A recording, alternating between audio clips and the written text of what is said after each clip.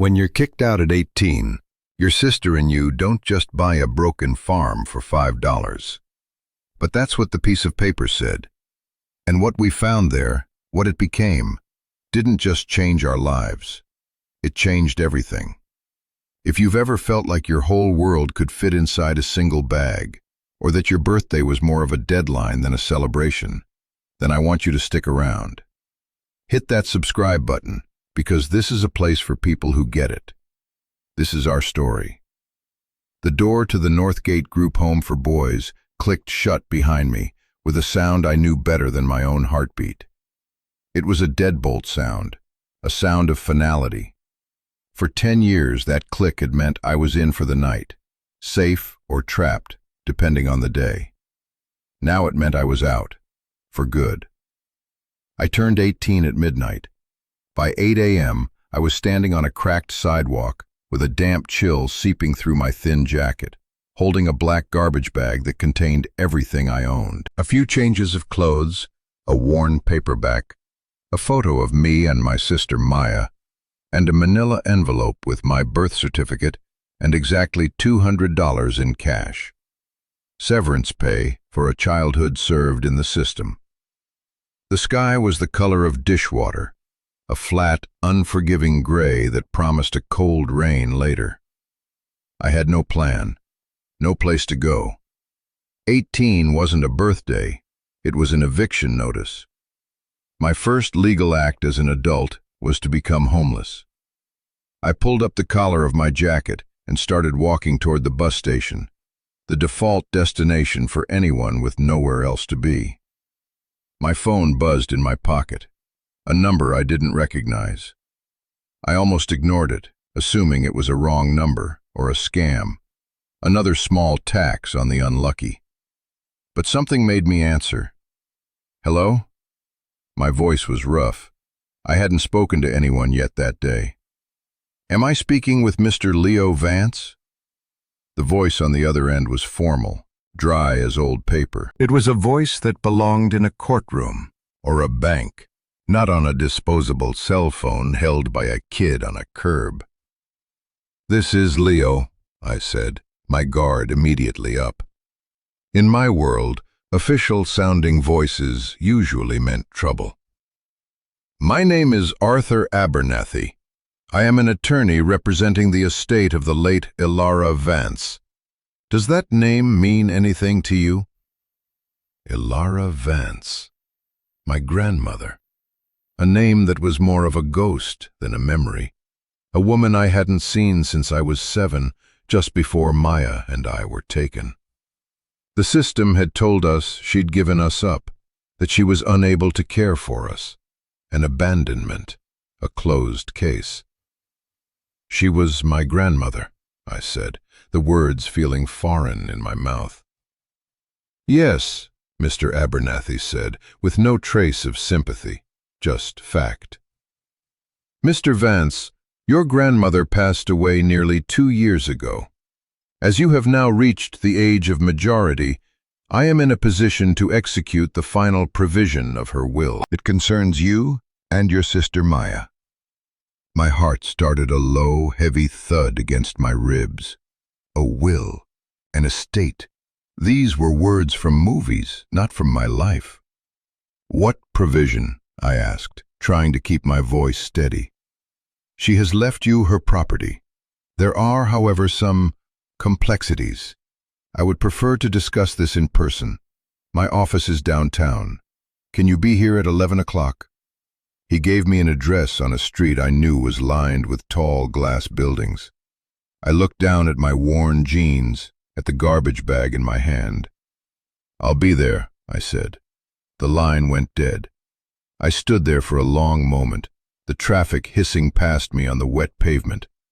For the first time all morning, the biting cold didn't seem to matter. A property, a name I hadn't heard in a decade, a ghost reaching out from the grave. I didn't know if it was a lifeline or an anchor, but it was something. And on a day that had started with nothing, something was enough to change my direction. I turned away from the bus station and started walking toward the part of the city I had only ever seen from a distance. The law office of Abernathy and Crow was on the 14th floor of a building that seemed to be made entirely of dark glass and polished steel. The lobby smelled like money and quiet importance. I left my garbage bag with a security guard, who eyed it with a practiced lack of expression, and took the silent, gliding elevator up. My reflection in the mirrored walls was a stranger, a pale, thin kid with eyes that looked too old, swallowed by a cheap jacket. I felt like a ghost haunting someone else's world. Mr. Abernathy's office was exactly what I'd pictured. Floor-to-ceiling bookshelves filled with thick, leather-bound books that looked like they'd never been opened. A massive mahogany desk polished to a mirror shine. A window that looked out over the entire city. The gray sprawl I had just walked through, now a tidy, silent map. Mr. Abernathy himself matched the room. He was a small man in a perfectly tailored gray suit, with thin white hair and glasses that sat low on his nose. He gestured for me to sit in a leather chair that sighed as I sank into it. He didn't offer coffee or water. He didn't waste time with small talk. "Mr. Vance," he began, opening a file on his desk. "As I stated, your grandmother, Ilara, passed. Her death was sudden. She left no liquid assets, no cash, no stocks. By the time her creditors were satisfied, there was only one thing remaining: her farm." He slid a document across the desk. It was thick and official. "This is a quitclaim deed. It transfers the ownership of the property located at 112 Black Creek Road in Briar Ridge County to you and your sister, Maya Vance, for the symbolic sum of $5. I stared at him. $5? We bought a farm for $5? "It's a legal formality to ensure the transfer is binding," he said, his tone flat, as if explaining the weather. "The issue is not the purchase price. The issue is the debt attached to the property." He slid another paper across the desk. This one was covered in red ink. "Your grandmother was unable to pay property taxes for several years before her death. The accumulated debt, with penalties and interest, now stands at $94,652. I felt the air leave my lungs. $94,000. It might as well have been $1 billion. I had $200 to my name. "The county has a lien on the property," Abernathy continued, his eyes fixed on the paper, not on me. "They will seize it and auction it off in 90 days if the debt is not paid in full." A joke. This whole thing was a cruel joke. To be handed a dream and a crushing, impossible debt in the same breath. It was worse than just being left with nothing. It was being shown exactly what I could never have. I felt a bitter laugh rising in my throat. "So she left us a bill," I said. "That's our inheritance? A $94,000 bill?"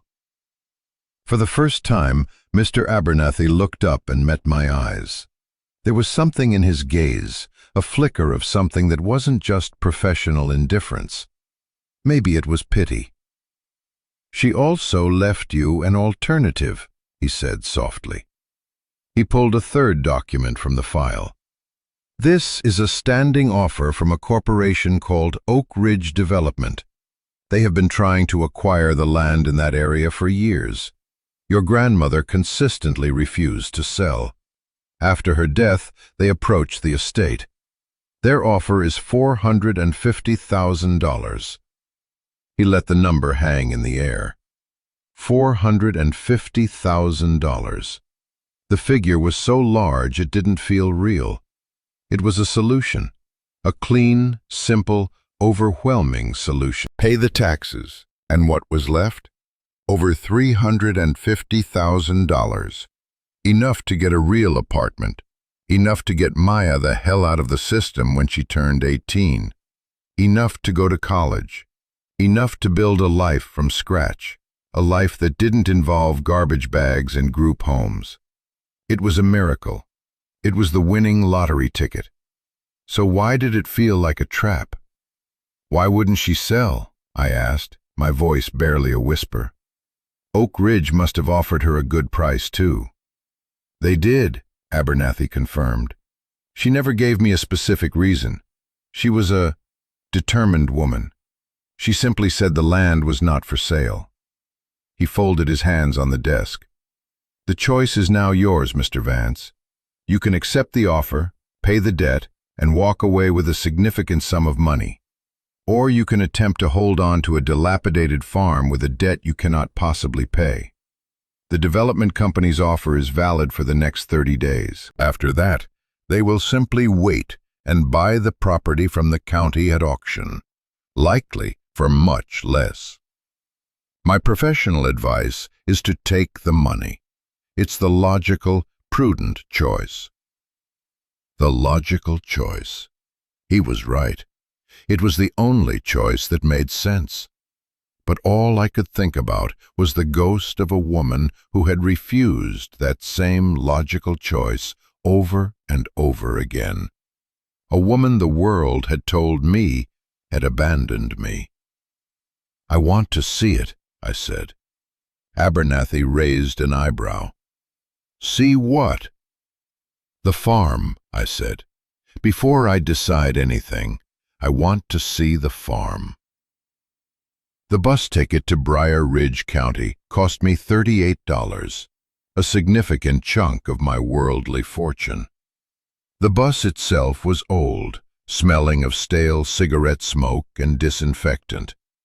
I took a seat by a window streaked with grime and watched the city begin to break apart.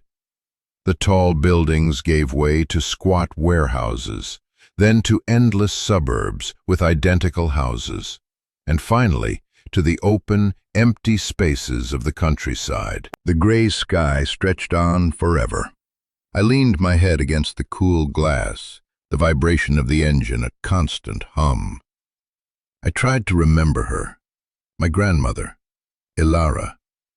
The memories were like fragments of a broken plate.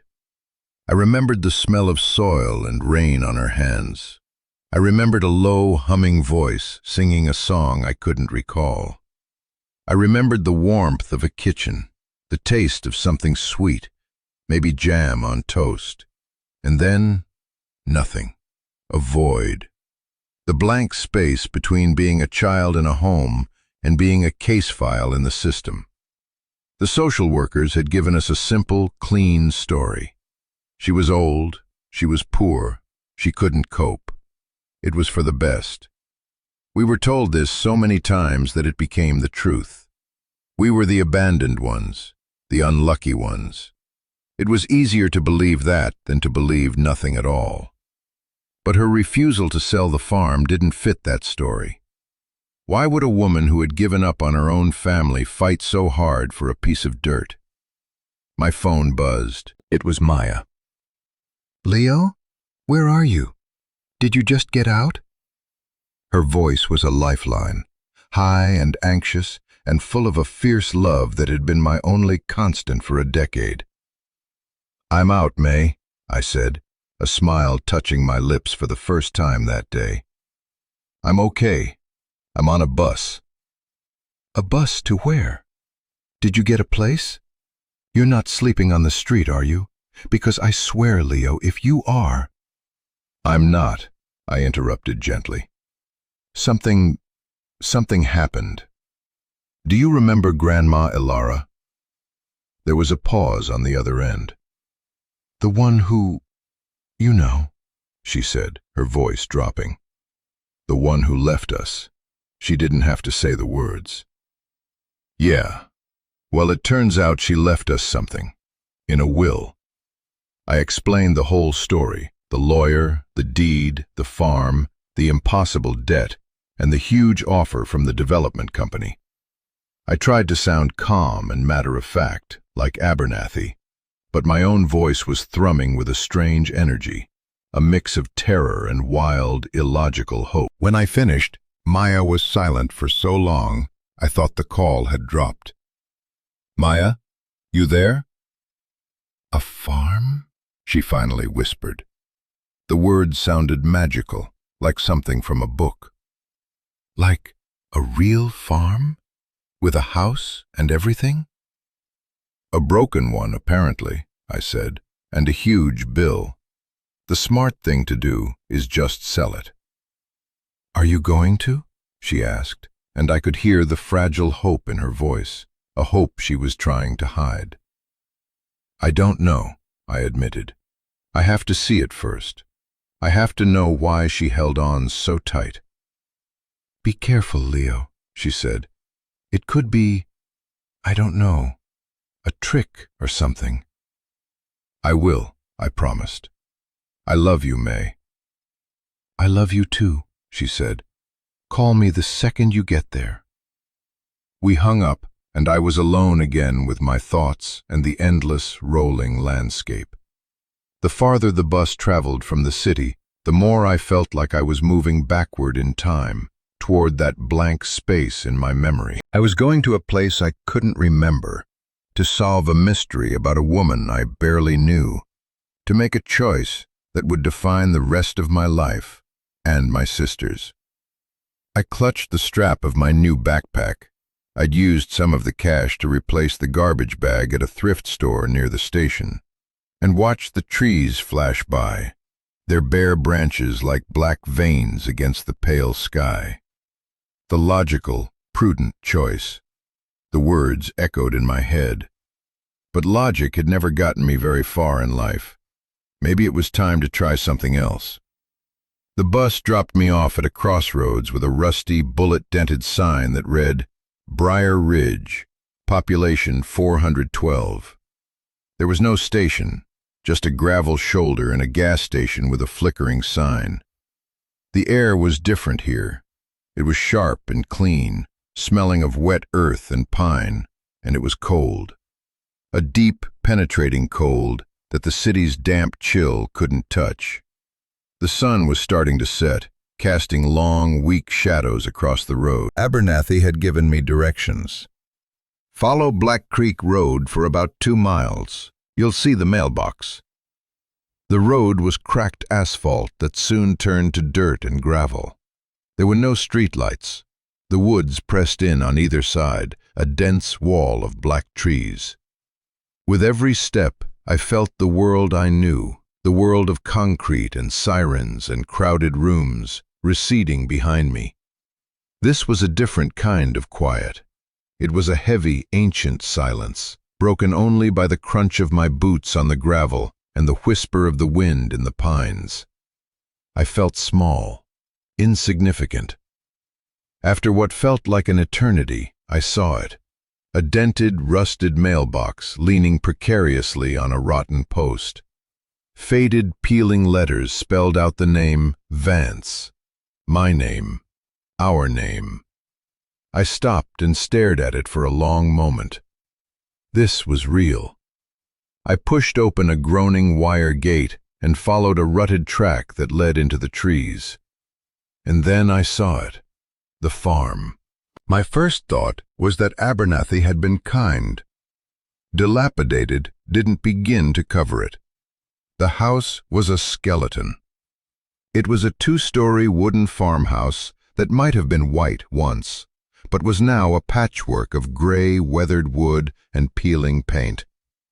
The porch roof sagged so dramatically it looked like it was kneeling in prayer. Several windows were boarded up. Others were just dark, gaping holes. To the left stood a barn, its roof caved in on one side like a giant had stepped on it. The fields beyond were a tangle of brown weeds and thorny brush. It wasn't a home. It was a ruin, a monument to a decade of neglect. My heart sank. This was what she had fought for? This wreck? I walked up the crumbling porch steps, which groaned in protest under my weight. The key Abernathy had given me was old and iron. I put it in the lock and it took all my strength to turn the rusted mechanism. The door swung inward with a long, mournful creak, opening into darkness. I fumbled for the light switch just inside the door, but clicking it did nothing. Of course, the power had been cut off years ago. I used the flashlight on my phone, its thin beam cutting through the gloom. The air inside was thick and musty, the smell of dust, decay, and trapped time.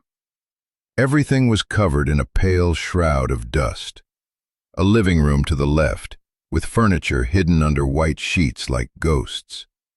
A dining room with an overturned chair. Straight ahead was a staircase leading to the dark upper floor. The beam of my light fell on a calendar hanging on the wall. The page flipped to October, 10 years ago. The month she disappeared from our lives. It was a tomb.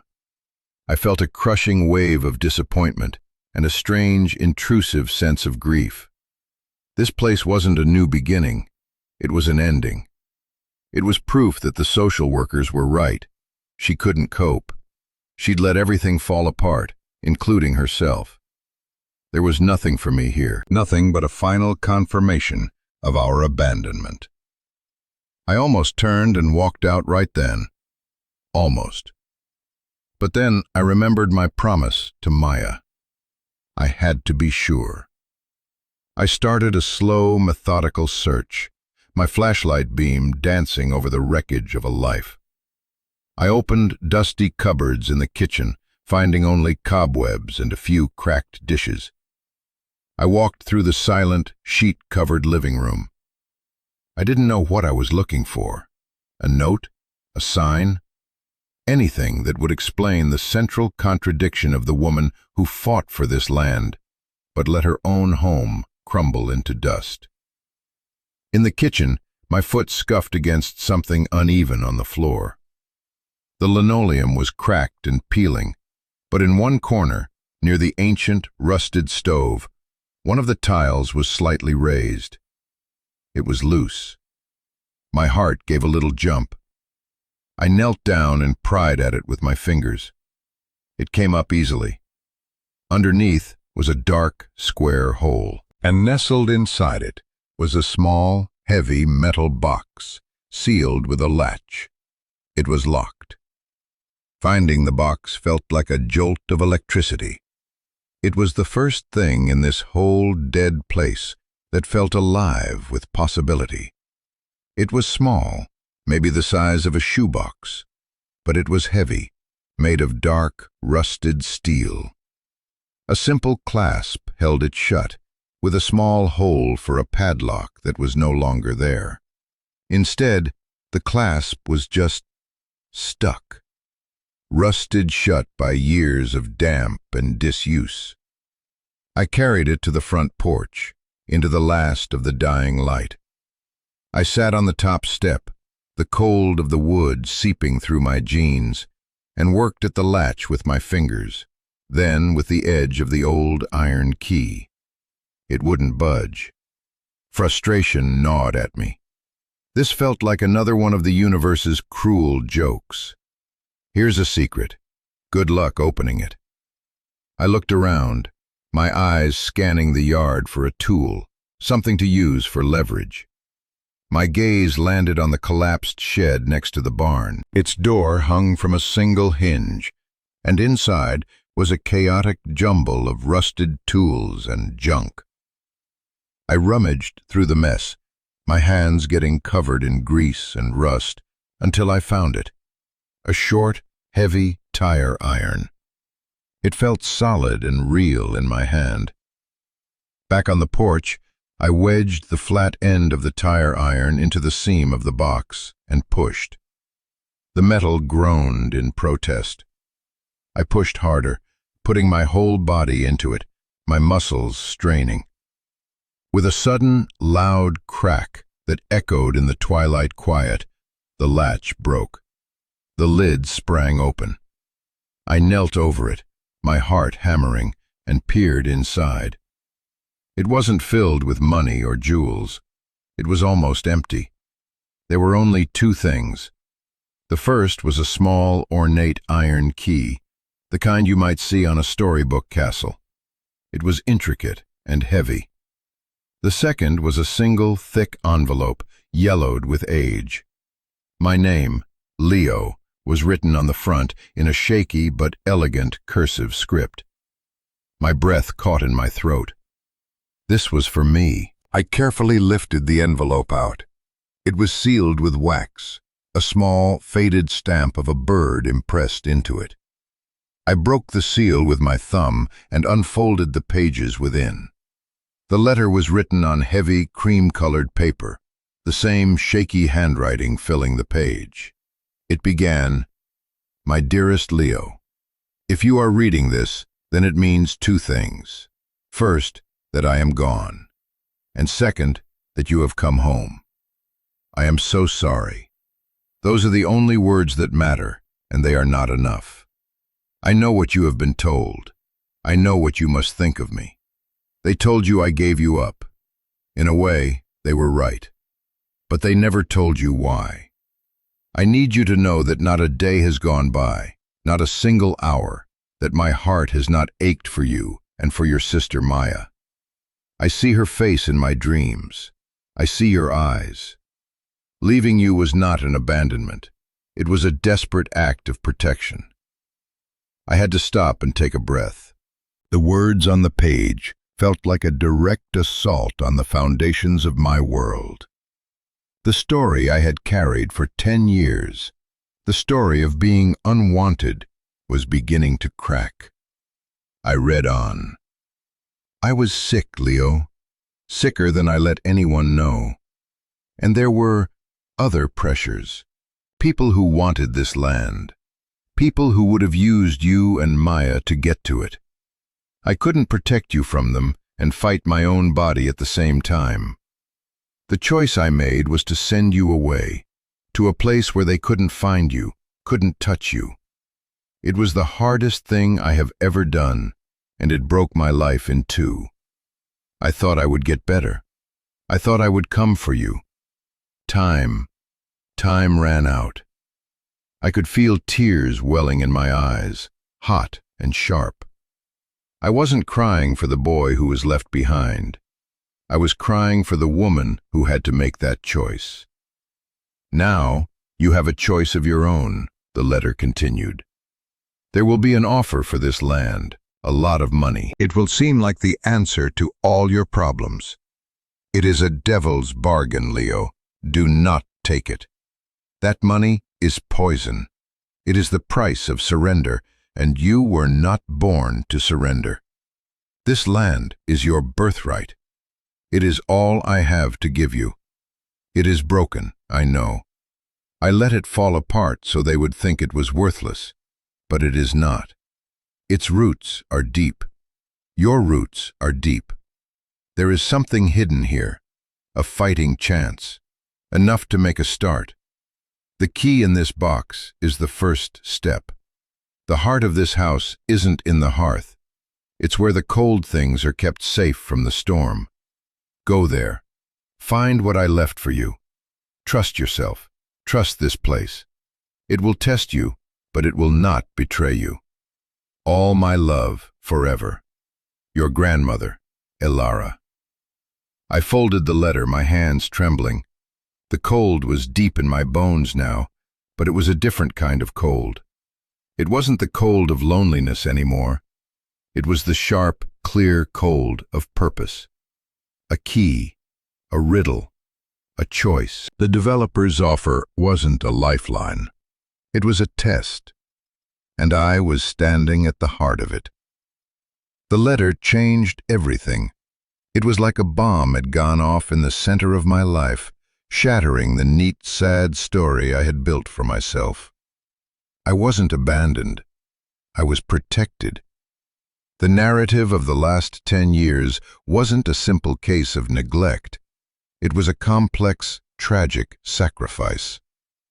I sat on that crumbling porch as darkness fell completely, the letter clutched in my hand, the small iron key heavy in my palm. The grief was immense.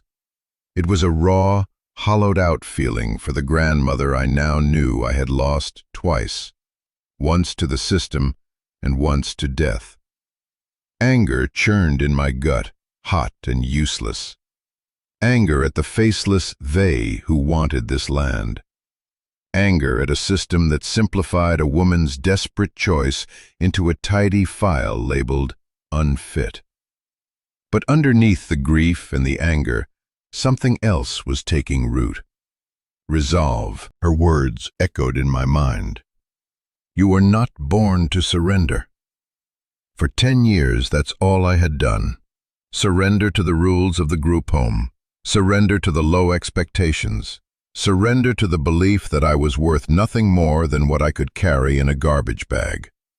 Now, the ghost of a woman I barely knew was telling me I was wrong. The weight of her trust felt heavier than the $94,000 debt. I stood up and walked the perimeter of the property, my phone's flashlight cutting a weak path through the oppressive dark. The scale of the ruin was even more terrifying at night. The sagging barn was a black monster against the star-dusted sky. The fields were an endless sea of shadows. The task of fixing this place wasn't just daunting, it was absurd. It would take years. It would take money I didn't have. It would take skills I didn't possess. The developer's offer began to whisper in my ear again, seductive and reasonable. $450,000. I could walk away from this ruin.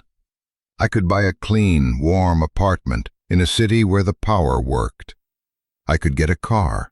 I could put Maya in a good school. We could have a normal life. Wasn't that a better way to honor my grandmother's sacrifice?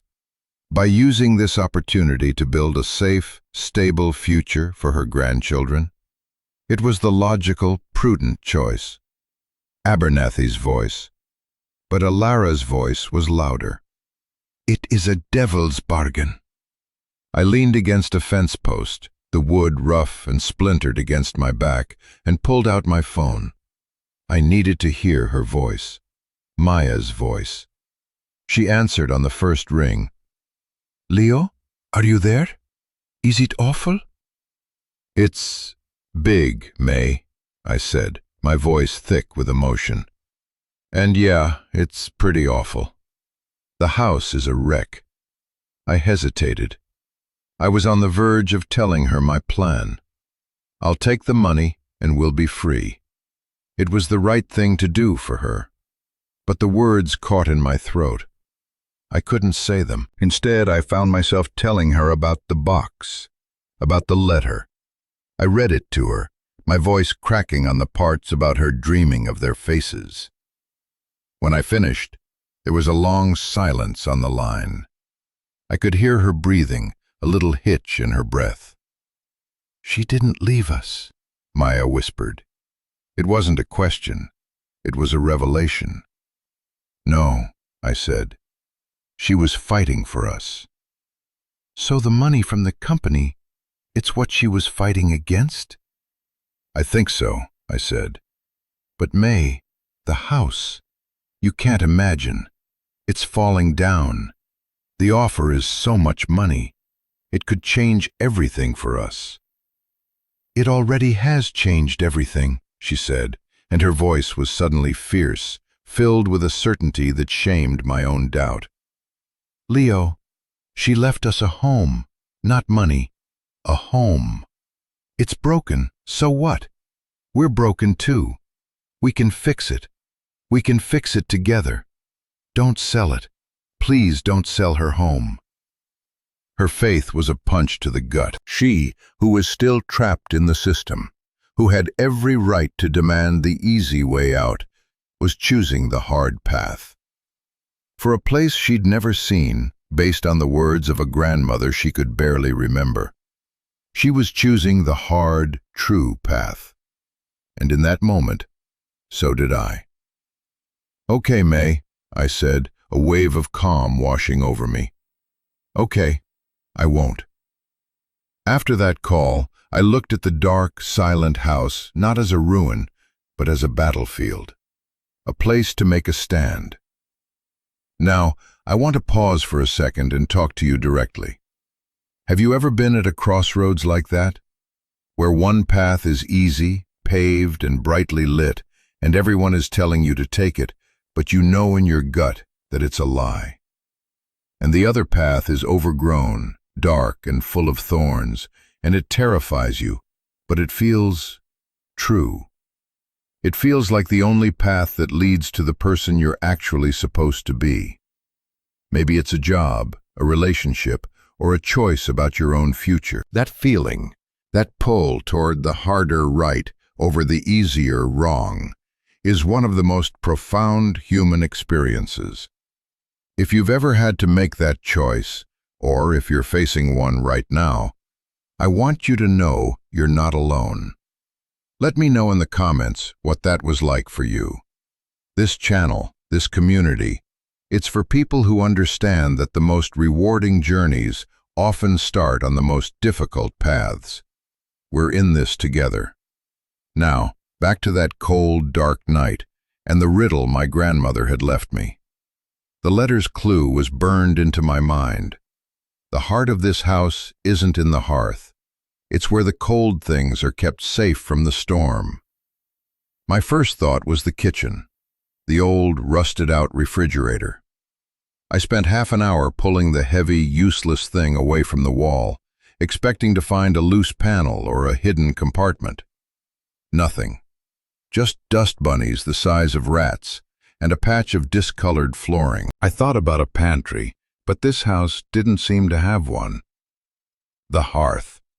The big stone fireplace in the living room.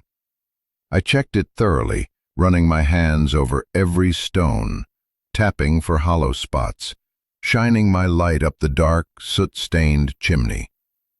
Nothing. The cold things, kept safe from the storm. The phrase circled in my head. What protects you from a storm? A roof, walls, a cellar.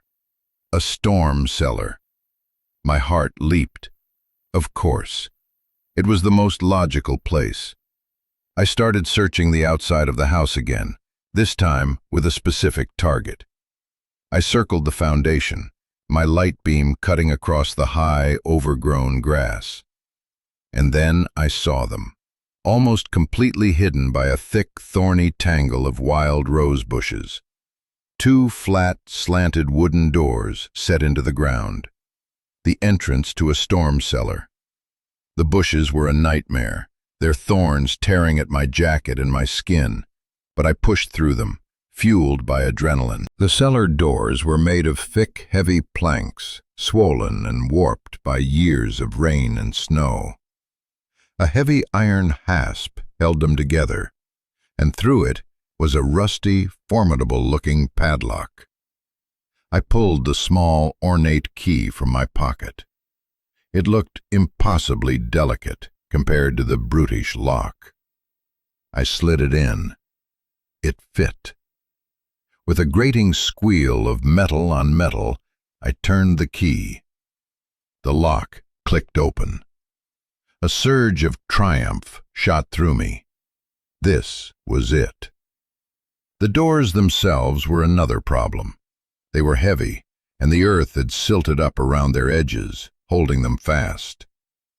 I went back to the shed and found a rusted spade. For the next hour, I dug. I shoveled away the dirt and weeds that had sealed the cellar shut, my breath pluming in the cold air, my muscles burning. Finally, I was able to get a grip on the iron handle of one door. I pulled with everything I had. It resisted, then gave way with a deep groan, swinging upward and settling open with a thud. A wave of cool, musty air washed over me, the smell of damp earth and deep, undisturbed time. I pointed my phone's light down into the darkness. A set of steep stone steps led down into a small, brick-lined chamber. It was empty, except for one object sitting in the center of the dirt floor. A large, dark green, military-style footlocker. I scrambled down the steps, my boots landing softly on the packed earth. The footlocker was sealed with 2 heavy latches. It wasn't locked. My hands were shaking as I flipped them open. I lifted the heavy lid. My flashlight beam fell on the contents, and I stopped breathing. It was full of money. Bundles of cash, neatly wrapped in paper bands. Stacks of 20s, 50s, and hundreds. It was more money than I had ever seen in my life. It was a fortune. But that wasn't all. Beneath the stacks of cash was a thick, leather-bound ledger and another bundle of letters, tied with simple twine. I sat down on the cold dirt floor of the storm cellar, the beam of my phone propped up to illuminate the space, and I began to read. The ledger was a meticulous record of her finances, her savings, her small pension. For years, she had been putting money away. But the letters were her war journal. They were written to me and Maya, a chronicle of her fight. She detailed every interaction with Oak Ridge Development, how they first approached her with a lowball offer, how, when she refused, they began a campaign of harassment. Men in suits showing up unannounced, vague threats about the county condemning her property, frivolous legal challenges designed to drain her resources. The letters revealed their plan. The farm sat on top of a massive, deep aquifer, one of the purest water sources in the region. Oak Ridge didn't want the land for houses.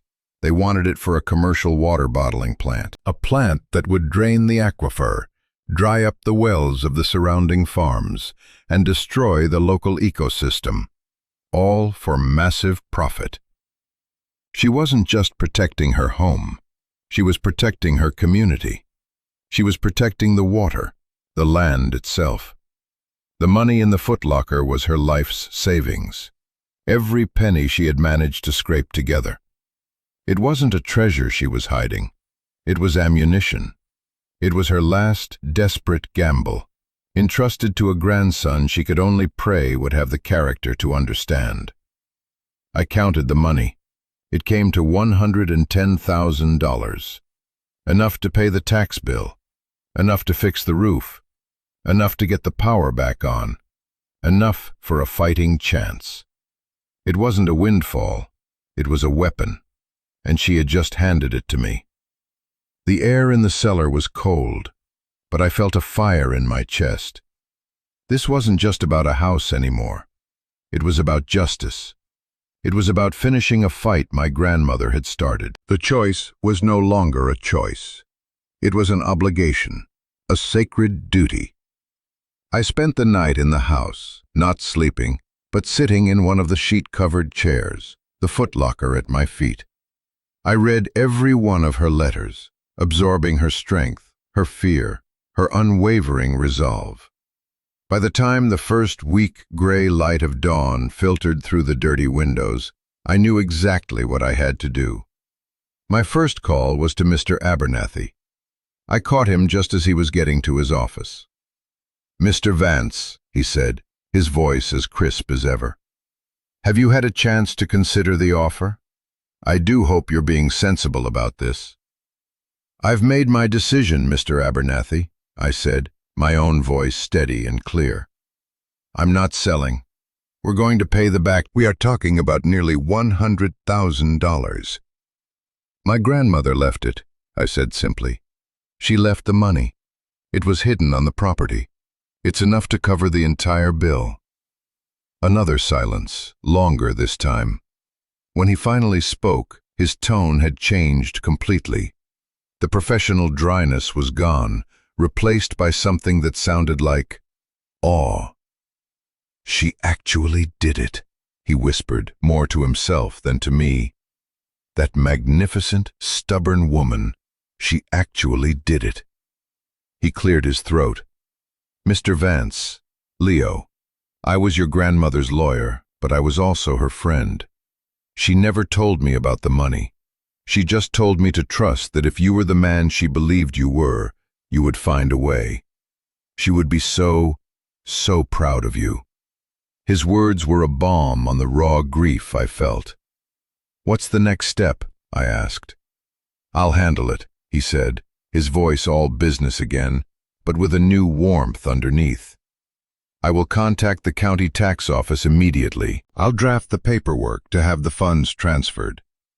You've done the hard part, Leo. Let me take it from here. I hung up feeling 10 feet tall. The next day, as I was working to pry the rotten boards off the living room windows, a sleek black SUV I didn't recognize pulled up the driveway. It looked alien and predatory against the backdrop of the decaying farm. A man in an expensive-looking suit got out. He was tall, with slicked-back hair and a smile that didn't reach his eyes. He walked toward me with the easy confidence of someone who always gets what he wants. "Leo Vance?" he asked, extending a hand I didn't take. "Markham, from Oak Ridge Development. Your lawyer said you'd rejected our offer. I thought maybe there was a misunderstanding. Maybe you didn't realize how generous it was." "There's no misunderstanding," I said, my grip tightening on the crowbar in my hand. "The property isn't for sale." He let out a small, condescending laugh. "Son, look at this place. It's a teardown. It's a money pit. You're a kid who just aged out of the system. You have nothing. I'm offering you a fresh start, a ticket out." He leaned in, his voice dropping to a conspiratorial whisper. "Look, our last offer was $450. I'm authorized to go up to $600,000. Right now, today. You sign the papers, and you can walk away from this dump and never look back." $600,000. The number was staggering. For a wild second, the image of a clean apartment and a new car flashed in my mind. But then I saw my grandmother's face, her tired eyes in the one photo I had. I heard Maya's voice on the phone, full of fierce, unwavering faith. "My grandmother didn't sell," I said, my voice quiet but firm. "And neither will I. This is my home." Markham's smile vanished. His face hardened. "You're making a big mistake, kid," he said, his voice laced with menace. "This place has a lot of problems, more than you know. You're in over your head." "I guess I'll have to learn how to swim," I replied. He stared at me for a long moment, his eyes cold and assessing. Then he turned without another word, got back in his SUV, and sped away, kicking up a cloud of dust and gravel. I stood there, my heart pounding, but I wasn't afraid.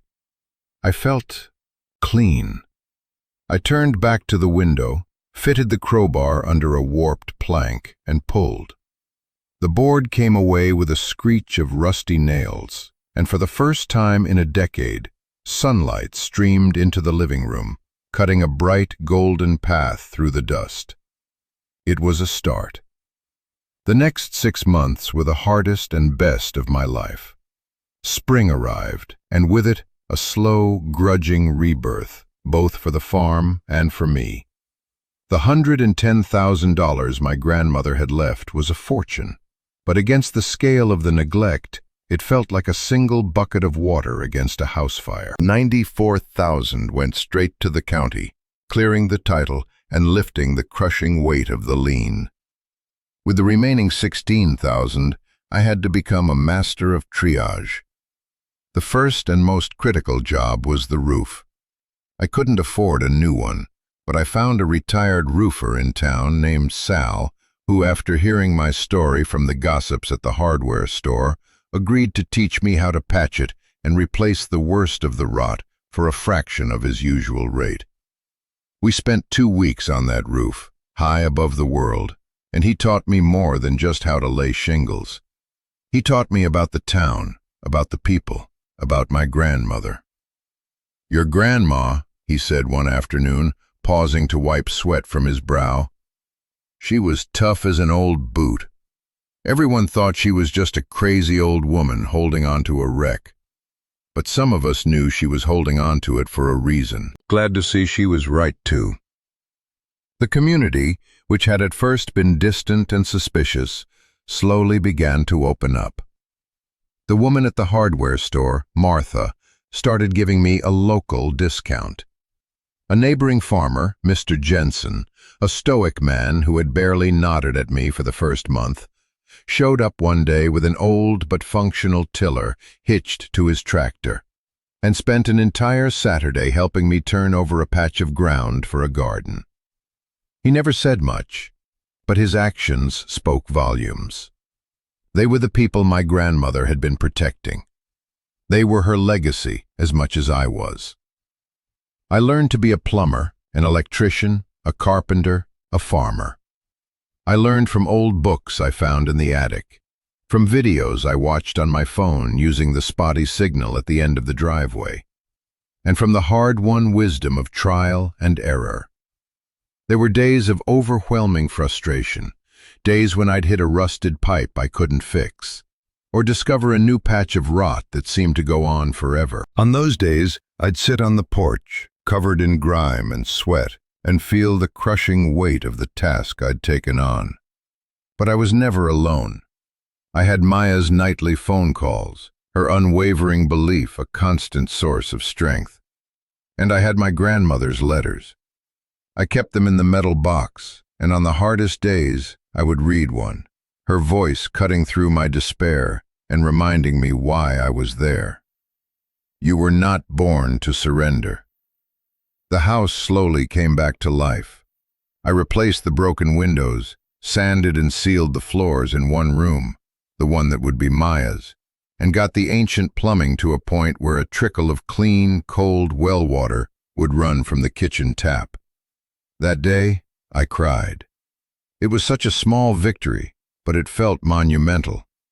I wasn't just fixing a house, I was building a home. I was earning my inheritance.